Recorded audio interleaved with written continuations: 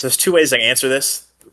The first way, so the military has its own law set, basically. It's called the Uniform Code of Military Justice. It's literally a set of laws that we're beholden to that the average civilian is not.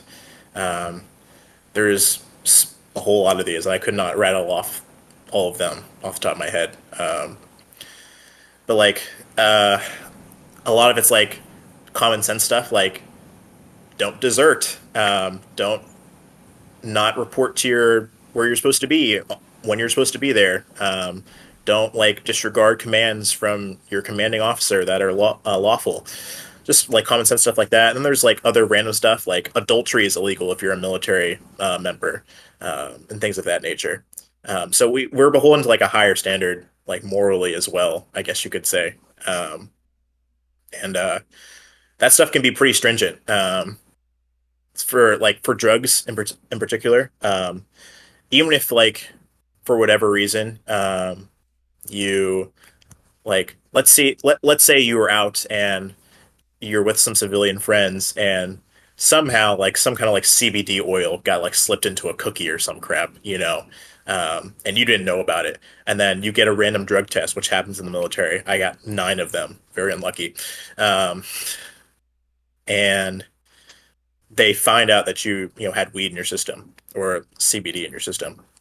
That even though like you didn't know and it really wasn't your fault, um, and like your command might even be sympathetic with you, a lot of times people will still get kicked out of the military for that purpose, or for that reason.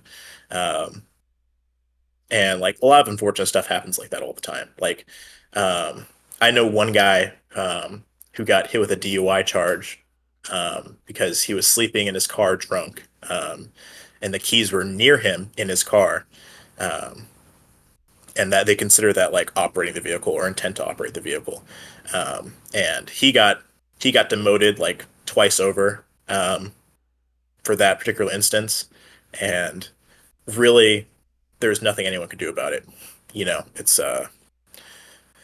It's kind of, there's like just you break if you break like common rules or like common law in the military, like you can expect for the hammer to come down pretty hard on you, um, and very few people get away with it. Hmm. Um, in terms of like other regulations, stuff like that, there's like hair regulations.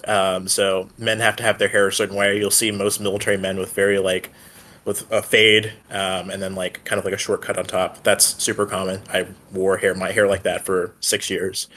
Um, the beard standards are starting to be relaxed, and tattoo standards are starting to be relaxed. But like for a long time, you couldn't have any kind of beard at all, and you couldn't have any tattoos at all. But now you can have like tattoos even on your arm that are showing. Um, just things like that. I'd say like a lot of like the weird like cultural stuff is becoming more relaxed, particularly in the Air Force, when it comes to hair and like tattoos and piercings and stuff like that. But you can expect that if you're like a person that has like gauges, and you want to join the military, you should probably expect you're not going to wear your gauges anymore while you're serving.